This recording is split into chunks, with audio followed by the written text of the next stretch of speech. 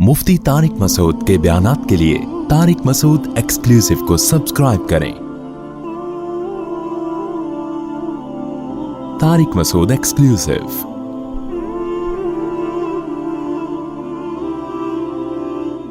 लेकिन मैं ये एक चीज देख रहा हूं कि इस वक्त मुसलमानों का एक बहुत बड़ा अलमिया है पोस्तीपन। पोस्तीपन समझते हैं? बोलो ना। जो दीनदारों में भी होलसेल के हिसाब से सुस्ती, काहिली, कोई प्लानिंग नहीं, पड़े हुए हैं तो पड़े हुए हैं, पुलिस भी नहीं आके इनको उठा पा रही है, सो रहे हैं तो सो रहे हैं, नमाज के लिए आ रहे होंगे ऐसे खरामा जैसे किसी ने धक्के दे के ना घर से चित्रौल लगा के निकाला है। ना चलना जानते हैं, ना बैठा हुआ इधर टेढ़ा मेढ़ा, इधर से पता नहीं सीधा बैठा ही नहीं जाता। हमारे हजरत मुफ्ती रशीद अहमद साहब के सामने कोई आके टेढ़ा बैठता था ना, उसको कहते कमर सीधी करके बैठो, ऐसे डांटते थे उसको कि क्यों यूं करके क्यों बैठे हुए होते हैं ना लोग, तरह बैठे हुए हैं। हजरत फरमाया कमर सीधी करो। एक दफा तो एक साहब कमर यूं झुका के बैठे हुए ने फरमाया कि थोड़ा सा सीधे करें कमर ना। वो सीधी हुई तो फरमाया कि मैं आज तो अच्छा भला कद है आपका, मैं समझ रहा था आप ठिकने आदमी हैं। एक हमारे जानने वाले बहुत छोटे कद के, अल्लाह ताला उनको दुनिया और आखिरत की भलाइयां दे, किसी का मजाक मकसद नहीं है, वो खुद अपना एक दिलचस्प वाकया सुना रहे थे। बहुत छोटा कद है ना, जैसे बाज लोग होते हैं ना बहुत छोटे कद के। तो हमने उनसे कहा यार आपका इतना छोटा कद है, दाढ़ी माशाल्लाह उनकी पूरी। तो हमने कहा कोई आपकी जिंदगी में दिलचस्प वाकया? उन्होंने कहा बहुत वाकयात हैं। तो उन्होंने अपना वाकया सुनाया। कहने लगे कि एक दफा मैं पासपोर्ट की लाइन में खड़ा हुआ था, वो मुझे पासपोर्ट दे ही नहीं रहा ना, मैं खड़ा हुआ हूँ, पिछले वाले गुजरा मुझे दे नहीं रहा। तो मैं चीखा, मैंने कहा भाई मेरा नंबर कब आएगा? उसने कहा खड़ा तो हो पहले बैठा हुआ क्यों है? यार मैंने कहा भाई मैं टोटल यही हूं, तो मैं खड़ा वही हूं। तो वो खुद अपने वाकया सुनाते थे, उम्मीद है इंशाल्लाह नाराज नहीं होंगे वो। तो खैर क्या कह रहा था मैं? हाँ, सुस्त। तो मैंने 3 दिन की ना खानका, उस खानका में ये था इन कमबख्त मुरीदों को भगाओ। क्या करो? जो देगे खा के मुस्टंडे हो रहे हैं ना, मोटे मोटे। अब तबलीग में भी जो बड़े अकाबिर हैं, बुजुर्ग हैं, उनके साथ कोई वक्त लगाए तो फिर तो टाइट है। कोई हम जैसों के साथ ही वक्त लगा ले तो वो और सुस्त हो जाता है। हकीकत बता रहा हूं आप। तबलीग में 3 बातें सिखाई जाती हैं: कम खाना, कम सोना और कम बातें करना। और अब पता है क्या, यानी मैं अपने जैसे नालायकों की बात कर रहा हूं। काम खाना, काम सोना और काम बातें करना। तो और सुस्त, हर जगह सुस्ती है। गवर्नमेंट के इदारों में सिर्फ एक फोर्सेस के इदारे ऐसे होते हैं जहां सुस्ती को वो पनपने नहीं दे। उनका 7 बजे का मतलब 7 बजे होता है, 6 बजे का मतलब 6 बजे होता है, ठीक है ना। सिर्फ एक फोर्सेस हमारी ऐसी रह गई हैं जिनमें, और वो अगर सुस्ती का शिकार हो तो फिर तो पूरा तो बॉर्डर ही गैर महफूज हो जाएगा ना भाई। पता चला कि जी अभयनंदन आया है वहां से, और यहाँ पायलट को कहा जा भाई उसको देख यार। पायलट कह रहा है अच्छा अभी जा रहा हूँ यार, अभी जरा यार। जैसे गवर्नमेंट के इदारों में होता है, अगर पायलट यूं शुरू कर दे भाई अभयनंदन आया हुआ है, वो तो अब पहुंच गया बॉर्डर क्रॉस करके। अब यहाँ एयरफोर्स ऑर्डर कर रही है पायलट को। अभयनंदन के मुकाबले में जो पायलट गए थे, पता नहीं क्या नाम है उनका, अदनान सिद्दीकी साहब। तो वो अदनान सिद्दीकी को गवर्नमेंट ऑर्डर करेगी भाई जाओ। अदनान सिद्दीकी कह रहा है अच्छा भाई जा रहे हैं अभी यार, जा रहे हैं, इतनी जल्दी क्या है कि पागल हो गए, कोई एटम बम लेके आ रहा है क्या? जहाज ही ला रहा है ना। हमारी ये बातें होती है ना कि जहाज लाया है ना, कोई एटम बम तो नहीं लेकर आया, कोई पूरी फौज थोड़ी है। एक बंदा आ रहा है, आराम से जा रहे हैं, अभी वो मसला है, अभी सांस आई हुई है, थोड़ा सा उनको डील करने दो, ठीक है ना। तो ये तो शुक्र है फोर्सेस में ये सुस्ती नहीं है, उनको वो तबीयत से धो देते हैं 2 साल। हमारे अपने 1-2 रिश्तेदार गए ना आर्मी में, तो वो मेरी वालदा, मेरे मामू गए थे आर्मी में, तो मेरी वालदा बताती हैं जब मैं उनसे मिलने जाती तो मोटे मोटे आंसू से रो रहे होते थे वो। और वो चाहते थे कोई गेस्ट मिलने के लिए आया करे, थोड़ी देर की फुर्सत मिल जाती है इस बहाने। तो ठीक है, खराबियां भी हैं, लेकिन एक्टिव हो जाता है इंसान। मेरे वालिद साहब चूंकि नेवी में थे, तो 63 साल की उम्र में भी हम देखते थे सुबह 4 बजे उठ के एक्सरसाइज कर रहे होते थे। वो अपना एक उनका मामूल था, वो पूरा, सुस्ती थी नहीं उनमें। तो सुस्ती हम सब का एक अलमिया है। बात करेंगे तो ऐसे मिनमिनाते हुए आदमी का पता नहीं चला भाई तू पूरे अल्फाज तो तबीयत से निकाल ले, जबान से तू खुद ही खाए जा रहे अपने अल्फाज हैं। लोग आते हैं ना, बोल तो तजवीद के साथ, एक एक लफ्ज वाजे हो, लेकिन सुस्ती बोलने में। फोन पे बात कर रहे होते हैं, आवाज ही नहीं आ रही होती, भाई थोड़ा जोर से बोल लो यार। तो ये हमारा बहुत बड़ा मसला है जिससे हम इज्तिमाई सतह पे तबाह हो रहे हैं। और सुस्त आदमी दीनदार نہیں ہو. دینداری کا گیٹ اپ بنا سکتا ہے, داڑھی بڑی ہو سکتی ہے سستی میں کہ کاٹنے کا ٹائم ہی نہیں ملا اس کو, صحیح ہے نا. تو گیٹ اپ تو بن سکتا ہے لیکن دیندار نہیں بن سکتا. یہ میرا ٹاپک نہیں ہے, جلدی سے بات سمیٹ کے میں جو اپنے اصل ٹاپک کی طرف آتا ہوں. تو ہم نے خانقاہ 3 دن کی کروائی تھی, شیخ صاحب بھی اس میں دوڑے تھے, میں شیخ تھا, میں پیر و مرشد تھا. تو میں نے 3 دن جو ہے نا ہم نے کنٹری کلب میں بلایا سب کو, کنٹری کلب تھا پتہ نہیں کون سا کلب تھا, نام یاد نہیں مجھے. ان سے پیسے لیے اسی کے کہ اصلاح کے لیے روکڑا خرچ کرو اپنا. کیا خرچ کرو؟ روکڑا. فری پھوکڑ کا لنگر نہیں ملے گا یہاں پہ تمہیں, روکڑا خرچ کرو, تمہارے خرچے پہ ہم تمہیں ہوٹل میں کرایہ لے کے, حالانکہ ہم کر سکتے تھے, ہمارے پاس ذرائع وسائل ہو جاتے ہیں الحمدللہ, لیکن ہم نے کہا نہیں, فری پھوکٹ والی اصلاح یہ اصلاح ہوتی نہیں ہے. اس میں تو آ جائیں گے لوگ, چلو آدھا کراچی آ جائے گا یار, چلو بھاگ لیں گے 4 بجے, فری میں مل رہا ہے نا, تھوڑی آپ کے خرچے پہ آپ کی اصلاح ہوگی. تو اس میں میں پھر ان کو 4 بجے بھگاتا تھا. تو ہو سکتا ہے کوئی کہتا ہے یہ کون سی اصلاح, یہ کون سی آخرت کی محبت پیدا ہو رہی ہے یار, قبر کا عذاب بتاؤ, میدان حشر کی سختیاں بتاؤ, یہ ہوتی ہے اصلاح, یہ کیا 4 بجے اٹھ کے بھگا رہے ہو. تو میں ان کو پہلے بتا دیا تھا کہ یہاں اس وقت 3 دن میں آپ کا پیر ہوں, اور پیر کا مطلب یہ ہوتا ہے جو وہ کہہ رہا ہے اس پہ آپ نے عمل کرنا ہے. تو بھگایا ہم نے 3 دن ان کو. تو لیکن اب سوچ رہا ہوں 3 دن سے 40 دن کا ہونا چاہیے, اس میں میری اپنی بھی اصلاح ہوگی نا, ہم بھی تو بھاگیں گے 4 بجے اٹھ کے.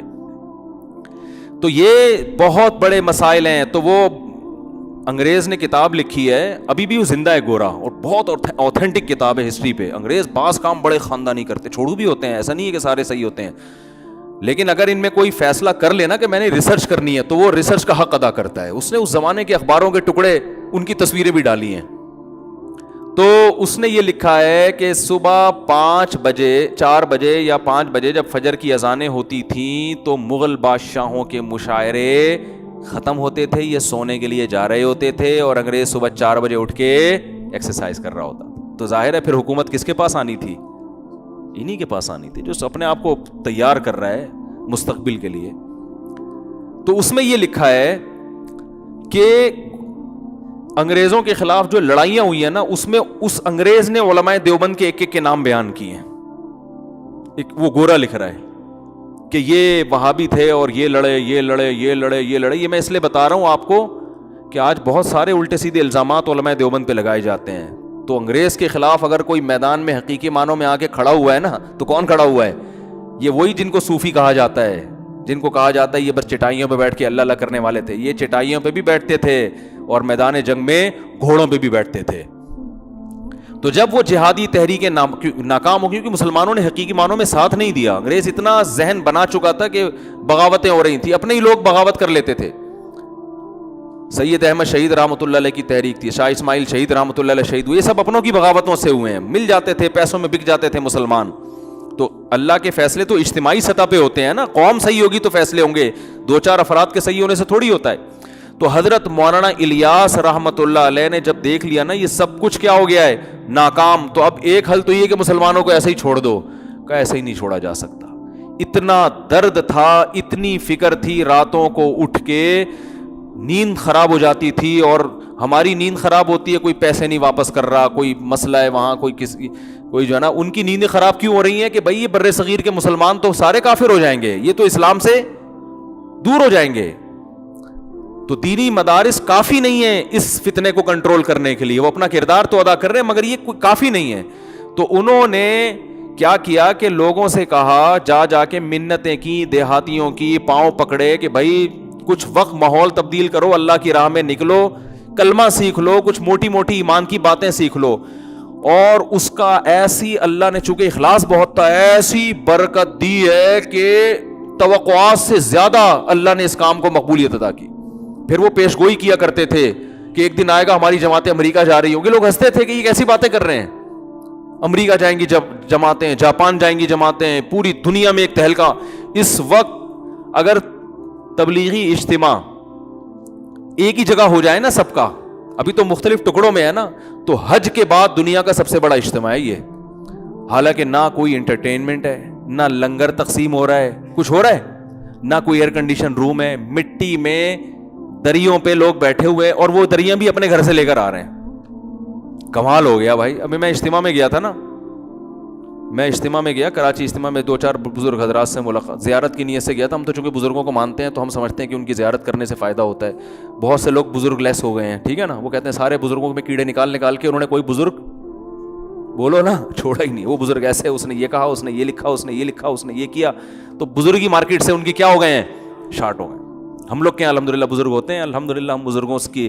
ہم کہتے ہیں کہ صحابی کو صحابی صرف علم کی بیس پر نہیں کہا جاتا، علم تو بعض تابعین کے پاس صحابہ سے زیادہ تھا.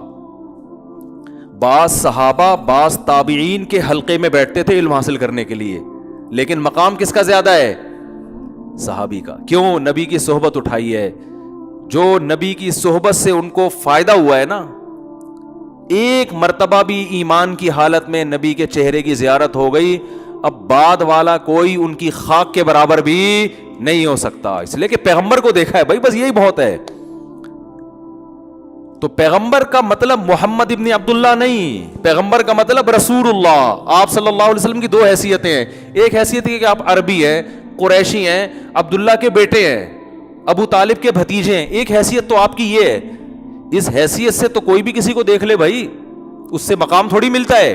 ایک حیثیت یہ ہے کہ آپ اللہ کے کیا ہیں، رسول ہیں، تمام پیغمبروں کے سردار ہیں.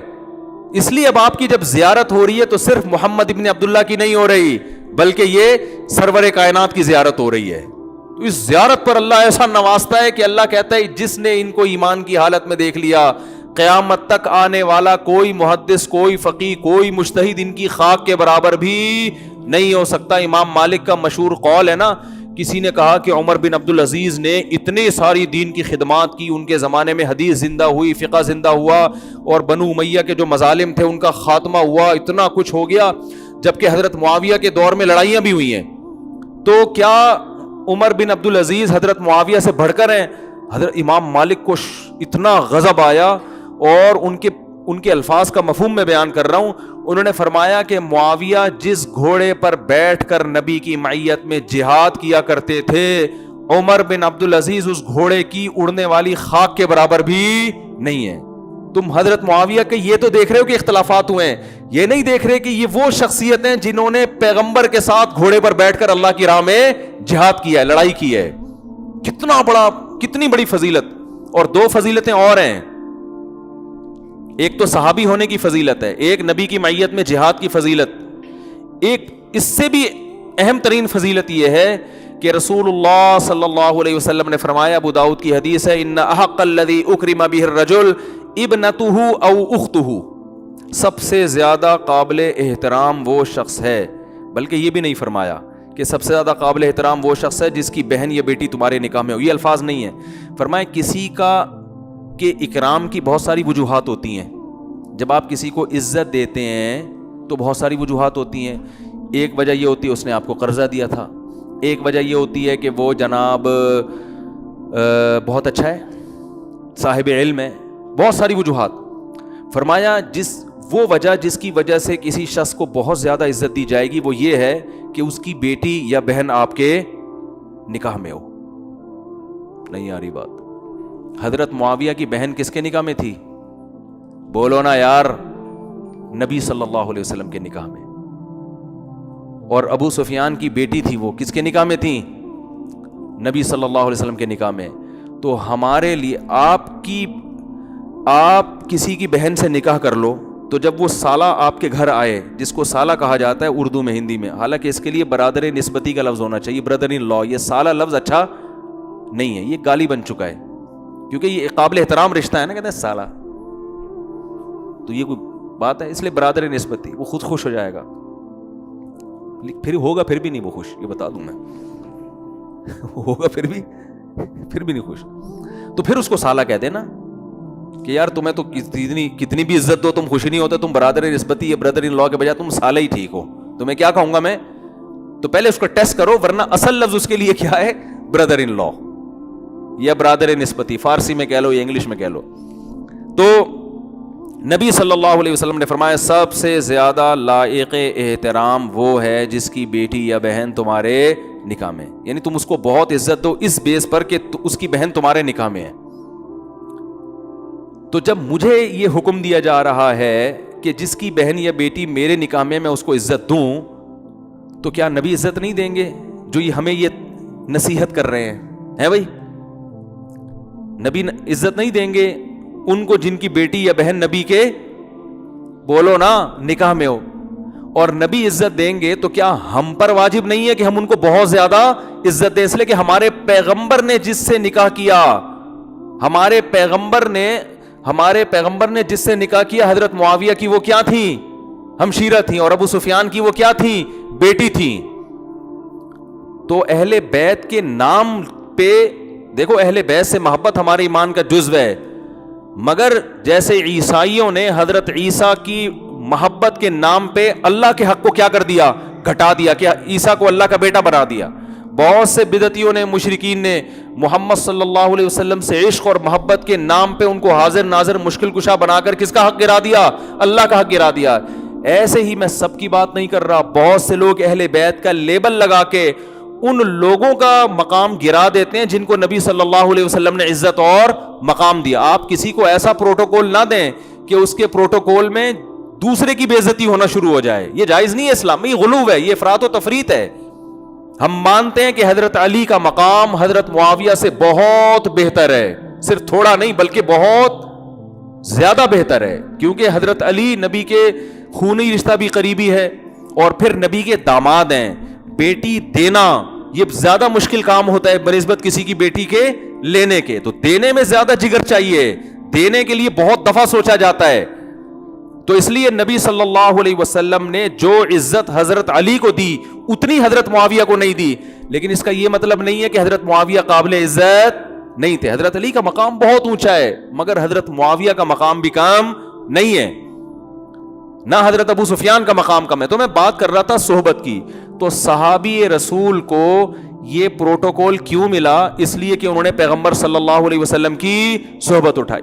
تو مجھے اگر کہیں موقع ملے کسی بزرگ کی زیارت کا، میں کوئی بہت نیک آدمی نہیں ہوں، نہ کوئی بہت بڑا فنٹر ہوں، نہ میں دعویٰ کرتا ہوں میں بہت بزرگوں کی عقیدت ہے، ٹوٹے پھوٹے جو بھی اللہ کبھی توفیق دے دے تو میں کوشش کرتا ہوں کہ زیارت بولو نا کر لی جائے، کہ شاید قیامت کے دن کام آ جائے۔ تھوڑی بہت کوشش کر لیتا ہوں کہ شاید تھوڑی سی اس عقیدت کو اللہ تعالیٰ قیامت کے دن بڑا بنا دے۔ تو میں گیا وہاں، کچھ تبلیغ کے اکابر تھے، ملاقات کا موقع مل گیا، تو میں جب ان کے پاس گیا تو بات جو کر رہا تھا وہ تو کھوپڑی سے نکلی گئی ہے۔ یہ واقعہ میں سنا کیوں رہا تھا؟ تو سارا صحبت پہ آ گیا، یہ واقعہ کیوں سنا رہا تھا میں؟ ہاں وہ جو اب شکر ہے آ گیا دماغ میں۔ جب بھی دماغ کو کھوپڑی کہو نا تو وہ ایک دم ایکٹیو ہو جاتا ہے، یہ میں نے تجربہ کر کے دیکھا۔ دماغ بولو گے، کھوپڑی بولو گے نا، ایک دم دماغ کی کھوپڑی گھوم جاتی ہے پھر ٹھیک ہے نا، بھولی ہوئی باتیں یاد آتی ہیں۔ کھوپڑی کا لفظ میں اٹریکشن بہت ہے۔ تو میں جب ادھر گیا نا تو وہاں ایک دو بزرگوں سے زیارت ہوئی، تو وہاں ہم جب بیٹھے نا کھانا کھانے کے لیے، میں اخلاص بتا رہا ہوں کہ حضرت مولانا الیاس رحمۃ اللہ علیہ کا جو سینے کا درد تھا نا وہ کیسے منتقل ہوا ہے۔ حالانکہ نہ کوئی اسباب تھے نہ کوئی وسائل تھے، بل لوگوں کے جا کے منتیں کرتے تھے، کچھ وقت لگاؤ، اپنی جان اپنا مال اپنا وقت خرچ کرو۔ اس کی برکتیں دیکھیں، کیسے ارب پتی کروڑ پتی لوگ جماعت میں نکلے، سارے کام آٹومیٹک ہو رہے ہیں، ڈاکٹر بھی بیٹھے ہوئے ہیں، کوئی فیس نہیں، ٹھیک ہے نا، ہوٹل کھلے ہوئے ہیں، کوئی پروفٹ نہیں ہے، سب فی سبیل اللہ، ہر آدمی فی سبیل اللہ۔ تو میں جب وہاں گیا تو ایک وہاں کوئی پرانے تھے، انہوں نے مجھے کھانا دیگ پہ بیٹھے ہوئے تھے، وہ دیگیں کھلا رہے تھے نا، ہم بھی بننے بن کے بیٹھ گئے وہاں پہ، ہمیں بھی خیر کھلایا انہوں نے، فری پھوڑ کا کون چھوڑتا ہے بھائی۔ تو میں نے کہا یار یہ دیگ پہ کون بیٹھا ہوا ہے؟ تو انہوں نے بتایا یہ کتنی فیکٹریوں کے مالک ہیں، یہ کتنے کروڑ پتی آدمی ہیں، اور دیکھو کیسے اپنے آپ کو کیا کر دیا۔ مجھے تو کوئی دیگ پہ بٹھایا، میں تو کم از کم نہیں بیٹھوں گا، میں کھا لوں گا، یہ دیگ پہ مجھے کوئی تصویر کھینچ کے ڈال دے گا، مفتی صاحب کا بزنس ہے، کس کا؟ دیگوں کا۔ عجیب سا لگ رہا ہوتا ہے نا آدمی۔ میں بکری کے ساتھ تصویر کھنچوانے کے لیے تیار ہوں، بریانی یا قورمے کی دیگ کے ساتھ مجھے تصویر کھنچواتے ہوئے بڑی شرم آتی ہے، کیونکہ ایسا لگے گا ان کا کیا ہے، یہ دیگوں کا کام کر رہے ہیں، ہمیں تو بڑی شرم آتی ہے، ہم تو نہیں بیٹھ سکتے، لیکن ان کا جگر ہے کہ نہیں ہے۔ دیکھو ایک کوئی دیگ کو کسی کا بزنس ہے وہ تو بیٹھ جائے گا نا، لیکن اگر کسی کا بزنس بہت اونچے لیول کا ہو، اس کو دیگ پہ بیٹھتے ہوئے شرم آئے گی۔ وہ تو کہے گا میں دیگ کا آرڈر تو کر دوں گا لیکن میں دیگوں میں کھانا بانٹوں گا نہیں، اتنی نہیں ہو رہی، ہاں بس آرڈر، جیسے ہم بھی کبھی کبھار کسی کو کھلانا ہوتا ہے، دیگ کا آرڈر کر دیا، بھائی ادھر ہی بانٹ بوٹ کے آ جاؤ۔ دیگ پہ بیٹھتے ہوئے انسان کو شرم آتی ہے. میں نے دیکھا یار دیکھ پہ بیٹھ کے کیا کر رہے ہیں, اور ایک نہیں ہے, لاکھ ہزاروں لوگ تبلیغ میں جڑے ہوئے ہیں, ان کی کروڑوں روپے کی آمدن ہے, درجنوں فیکٹریاں, ایسا اپنے آپ کو مٹی میں ملایا ہوا ہے, خاک میں ملایا ہوا ہے, غریب سے غریب آدمی کے پاؤں پکڑ پکڑ کے اس کو اللہ کی راہ میں نکال رہے ہیں, جس سے کوئی لینا دینا نہیں ہے. تو جب یہ میں اصل بتا رہا تھا, کام جب شروع ہوا نا تبلیغ کا, تو بہت پھیلنا شروع ہو گیا. حضرت مفتی محمد شفیع صاحب رحمۃ اللہ علیہ ایک دفعہ گئے حضرت مولانا الیاس رحمۃ اللہ علیہ کی عیادت کے لیے, بیمار ہو گئے تھے. تو حضرت مولانا الیاس رحمۃ اللہ علیہ نے فرمایا, جو میں اصل استدراج سمجھانا چاہ رہا تھا کہ بے دین میں اور دینداروں میں کیا فرق ہوتا ہے, کہ بے دین آدمی کو گناہ کر رہا ہے, عیاشی کر رہا ہے, اور اس کو نعمتیں مل رہی ہیں تو سمجھتا ہے کہ کیا یہ سب صحیح ہو رہا ہے بھائی.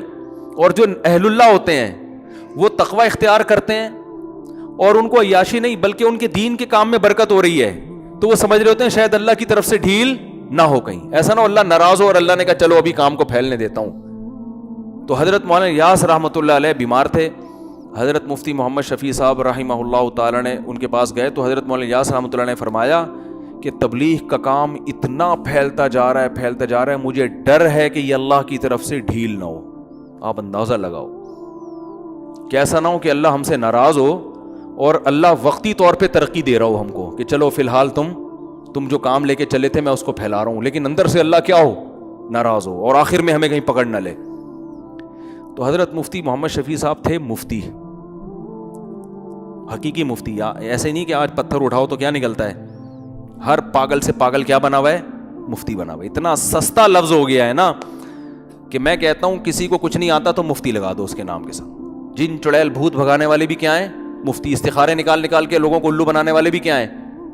آج مجھے کسی نے بتایا امریکہ میں ایک صاحب استخارہ نکال کے بتا رہے ہیں اور کہ یہ کر لو یہ نہیں کر لو. میں نے, اور وہ مفتی بھی ہیں, میں نے کہا جیسے دن اور رات جمع نہیں ہو سکتے نا, مفتی اور استخارہ جمع.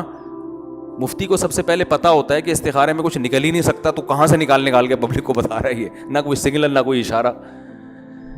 تو وہ جو تھے حضرت مفتی شفیع صاحب رحمۃ اللہ واقعی مفتی تھے. تو انہوں نے فرمایا کہ یہ استدراج نہیں ہے, استدراج بولو نہیں ہے, یہ ڈھیل نہیں ہے, آپ تسلی رکھیں. کہا آپ کو کیسے پتہ چل گیا ڈھیل نہیں ہے؟ کہا اگر یہ اللہ کی طرف سے ڈھیل ہوتی نا تو آپ کو یہ خوف نہ ہوتا کہ یہ ڈھیل تو نہیں ہے. خاندانی جواب دیا کہ نہیں دیا؟ کیونکہ جب ڈھیل ہوتی ہے تو اس میں انسان یہ سمجھتا ہے کہ یہ نعمتوں کی بارش ہو رہی ہے مجھ پر, وہ تو اترانے لگتا ہے. جس کو یہ خوف ہے کہ بھئی آزمائش نہ ہو, یہ خوف اس کی علامت ہے کہ یہ ڈھیل نہیں ہے, یہ اللہ کی طرف سے برکت ہے, کام کی مقبولیت ہے. تو اس سے پتا چلتا ہے کہ بھائی اگر آپ بالکل مطمئن ہو گئے نا, آپ کو ترقی مل رہی ہے اور پیسہ بھی آ رہا ہے, عزت بھی مل رہی ہے, شہرت بھی مل رہی ہے, اور حرکتیں آپ کی ٹھیک نہیں ہیں, تو کسی خوش فہمی میں مبتلا ہونے کی چندہ ضرورت نہیں ہے. سب سے پہلے فوکس کرنا ہے حرکتوں کو, اس کے بعد حرکتیں بھی ٹھیک ہیں آپ کی, فٹ فاٹ, گناہ سے بھی بچنے کی توفیق مل رہی ہے, پھر نعمتیں مل رہی ہیں دنیا کی نعمتیں, تو اللہ کا شکر ادا کرو, مگر تھوڑا سا خوف رکھو کہ کہیں ڈھیل نہ ہو. امید ہے کہ ڈھیل نہیں ہوگی, یہ اللہ کی نعمت ہی ہوگی, لیکن آپ نے پھر بھی ڈرنا ہے کہ کہیں ڈھیل نہ ہو, کیونکہ اللہ کو اترانے والے لوگ پسند نہیں ہیں, اللہ کو دعویٰ کرنے والے لوگ پسند. ان اللہ لا يحب من کان مختالا فخورا. قرآن کے الفاظ دیکھو کہ اللہ تعالیٰ کو تکبر کرنے والا اور شیخیاں بھگارنے والا پسند نہیں ہے. شیخیاں بھگارنا کسے کہتے ہیں؟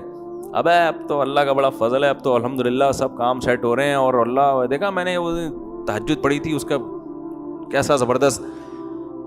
تو لیبل شکر کا ہوتا ہے, اگر واقعی دل سے شکر ادا کر رہا ہے پھر تو ٹھیک ہے, لیکن لیبل شکر کا ہوتا ہے حقیقت میں شو بازی. حقیقت میں کیا ہوتی ہے؟ شو بازی, کہ یہ بھی ہے, یہ بھی ہے, یوں بھی ہے. تو اللہ کو جو شیخیاں بھگارنے والے ہو گئے نا, میں یوں ہوں, آج بہت سے لوگ اس طرح بات, میں یوں ہوں, یہ الفاظ اللہ کو پسند نہیں ہے. حضرت موسیٰ نے ایک دفعہ کہہ دیا تھا, بنی اسرائیل نے پوچھا تھا کہ سب سے بڑا عالم کون ہے؟ حضرت موسیٰ نے فرمایا میں ہوں, اور بالکل صحیح فرمایا تھا. لیکن اللہ کو آپ کا یہ جواب پسند, انداز پسند نہیں آیا کہ بے شک آپ ہیں, لیکن فوراً یہ نہ بول دیں کہ میں سب سے بڑا ہوں. یہ الفاظ ورڈنگ, آج الفاظ کی کوئی وہی نہیں ہے نا, کوئی بھی کچھ بھی منہ سے نکال دو. تو یہ میں یوں میں اس طرح کا یہ چیزیں اللہ کو پسند نہیں ہے. حدیث میں آتا ہے اللہ نے کہا کہ یہ کیوں نہیں کہا کہ سب سے بڑا کون ہے؟ اللہ ہے. پھر اللہ نے مجھے علم دیا ہے، ایسے الفاظ. تو اللہ نے خضر علیہ السلام سے ملاقات کروا دی کہ کچھ باتیں ہم نے ان کو بتائی ہیں جو آپ کو نہیں بتائیں. تو ساری چیزیں ہم نے آپ کو نہیں بتائی ہیں. تو اللہ کو یہ شیخیاں بھگارنا، تکبر کرنا، میں یوں ہوں، میں اتنا بڑا فنٹر، یہ جو فنٹر گیری ہے یہ اللہ کو بالکل بھی پسند نہیں ہے. تو استدراج کا مطلب جب بھی کوئی نعمت ملے تو شکر بھی ادا کرو، ساتھ میں تھوڑا سا خوف بھی رکھو کہ یار سارے کام ہی ٹھیک ہو رہے ہیں، ایسا نہ ہو کہ میرے اندر کوئی فالٹ ہو اور اللہ اس کا انتقام لے رہا ہو مجھ سے. تو یہ ڈر کا فائدہ کیا ہوگا؟ دو فائدے ہوں گے. ایک، عمل میں اور محاسبے کا موقع ملے گا کہ غور کرے گا واقعی میں ٹھیک بھی ہوں کہ نہیں ہوں. ایسا نہ ہو کہ میں اپنے آپ کو ٹھیک سمجھ رہا ہوں اور اس ٹھیک سمجھنے میں غلطی پر ہوں. ہو سکتا ہے میرے اندر کوئی فالٹ ہو جو میرے سامنے نہ، اس فالٹ کی وجہ سے نعمتیں مل رہی ہوں.